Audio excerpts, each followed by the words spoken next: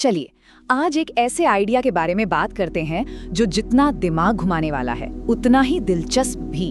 एक ऐसा सिद्धांत जो हमारी पूरी की पूरी असलियत पर ही एक बहुत बड़ा सवाल खड़ा कर देता है। तो आइए इस रहस्य को समझने की कोशिश करते हैं। जरा सोच कर देखिए, वो सारी यादें, वो सारे एहसास, ये पूरी दुनिया, सब कुछ बस एक प्रोग्राम का हिस्सा। यही वो सवाल है जो सिमुलेशन हाइपोथेसिस की जड़ में है और यहीं से हमारी ये अनोखी यात्रा शुरू होती है। अच्छा, तो ये जो आइडिया है ना, इसका एक प्रॉपर नाम भी है। ये सिर्फ कोई साइंस फिक्शन कहानी नहीं है, बल्कि एक फिलोसॉफिकल थ्योरी है जिस पर बहुत सीरियसली सोचा गया है। मतलब बिल्कुल आसान भाषा में समझे तो ये थियरी कहती है कि हम सब शायद एक बहुत ही एडवांस कंप्यूटर गेम के अंदर जी रहे हैं। हमारी दुनिया, इसके नियम, सब कुछ हो सकता है किसी और ने बनाया हो। और हाँ, ये कोई ऐसी वैसी हवा में कही गई बात नहीं है।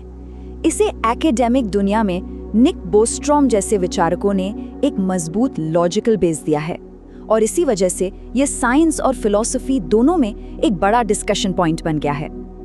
अब बोस्ट्रॉम का जो तर्क है वो बड़ा कमाल का है।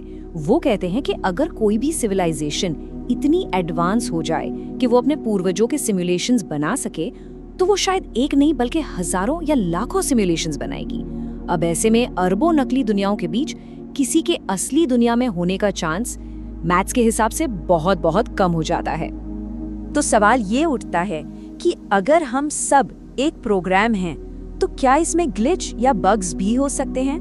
कुछ लोगों का मानना है कि इसके सबूत हमें अपनी रोज की जिंदगी में ही मिल जाते हैं।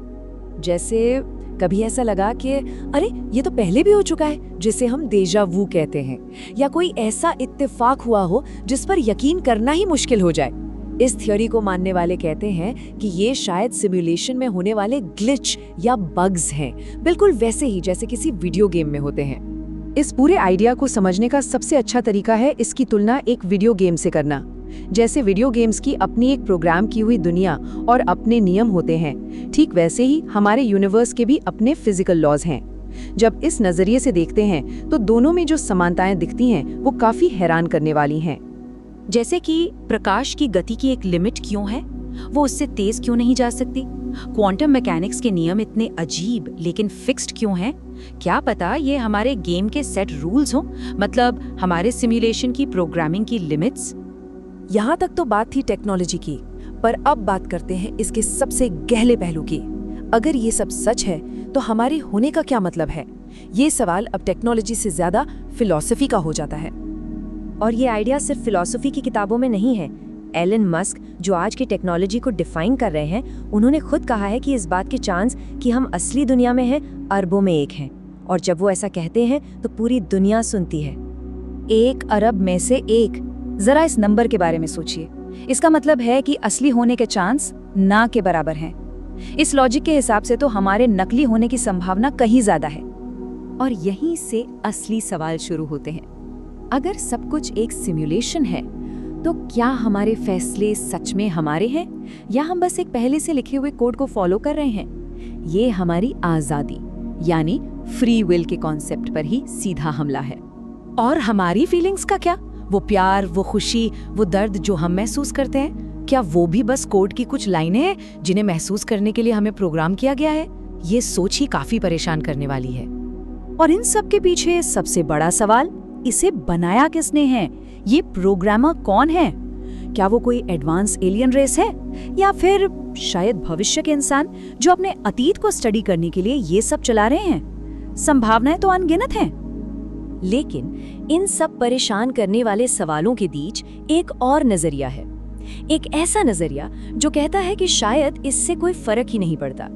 असली सवाल ये है कि हम इस रियलिटी के साथ करते क्या हैं। पॉइंट ये है कि जो खुशी कोई महसूस करता है, जो दर्द कोई महसूस करता है, वो उसके लिए तो 100% असली है ना? किसी की चेतना के लिए उसकी फीलिंग्स ही उसकी एकमात्र सच्चाई है। तो हो सकता है कि ये पूरा सिमुलेशन एक तरह का टेस्ट हो। असली टेस्ट ये नहीं है कि दुनिया असली है या नकली। असली टेस्ट ये है कि हम इसमें रहते कैसे हैं। क्या हम दया, हिम्मत और प्यार जैसे गुण चुनते हैं? शायद हमारे कर्म ही इस गेम के असली पॉइंट्स हैं। इसे ऐसे सोचिए, अगर यह गेम है तो क्यों ना इसे अच्छे से खेला जाए। हर कोई अपनी कहानी का हीरो बनने की कोशिश क्यों ना करे? तो आखिर में ये सवाल हर किसी के लिए है, ये सब बस एक दिमागी कसरत है या हमारी हकीकत का सबसे बड़ा राज? इस पर सोचना जरूरी है, क्योंकि एक बात तो तय है, ये ब्रह्मांड जितना हम सोचते हैं उससे कहीं ज्यादा अजीब और रहस्यमयी है।